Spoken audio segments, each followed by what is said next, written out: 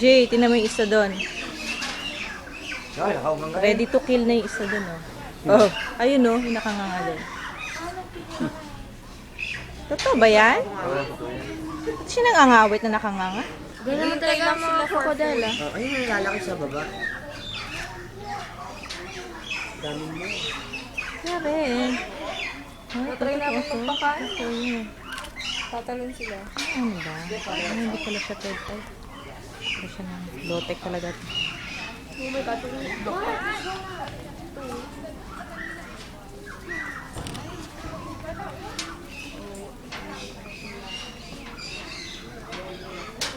A bunch of crocodile.